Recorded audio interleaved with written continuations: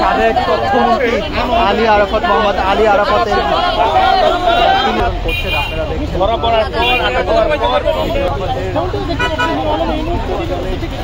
আমার আসামি ধরা পড়ে না কেন? আজকে মিষ্টি খাওয়ার একটাই উদ্দেশ্য, ঢাকা 17 আসনে আপনারা সবাই জানেন এই আরাফাত রহমান যে ভোটে আমার সাথে জয়ী হতে পারেনি। তারপরে সে যখন ভোটে জয়ী হতে না পারে তখন আপনারা দেখেছেন ভোট মারতেছিল। কেন্দ্রে সে জাল ভোট যখন মারে আমি হাতে নাতে ধরি, সেই টাইমে তারা কেন্দ্র থেকে আমাকে ধাক্কে বাদ করে নিয়ে আসে, প্রচণ্ড হারে মারধর করে। যে আজকে আমি ভীষণভাবে খুশি, কিন্তু আমি একা না, দেশের জনগণ সবাই খুশি যে এইরকম একটা লোককে ধরা পড়েছে যে সন্ত্রাসী আমাদের দেশের সম্পদ লুট করছে এবং আমাদের জনগণের ক্ষতি করছে।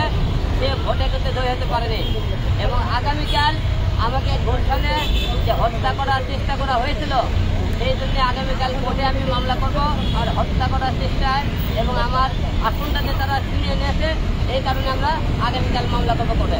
কালকে দিন মারবো, 5 দিন মারবো কোর্টে। 250টিরও বেশি ডিজাইন অপশন নিয়ে ওয়ালটন স্মার্ট ফ্রিজ, বোঝে আপনার প্রয়োজন। আমরা এমন কোনো এখানে আমি কত যাচ্ছি কারো বিরুদ্ধে আসিনি, আমি আমার কাছে আসি, কারো বিরুদ্ধে মামলা দিয়ে আসিনি। এবারও এসেছি আমি অন্যায়কে আগে থেকে প্রশ্রয় দিই, এখনো প্রশ্রয় দিই না। সাবেক আলী আরাফাতের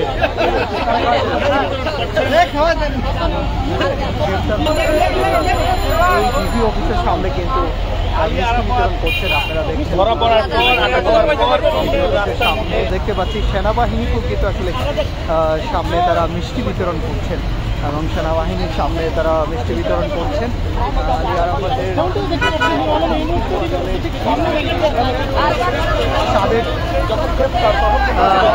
সাবেক তথ্যমন্ত্রী আলী আরাফাত মোহাম্মদ আলী আরাফাতের তিনি কিন্তু বলছেন যে আমরা দেখতে পাচ্ছি যে হিরো আলম তিনি মিষ্টি নিয়ে কিন্তু হাজির হয়েছেন।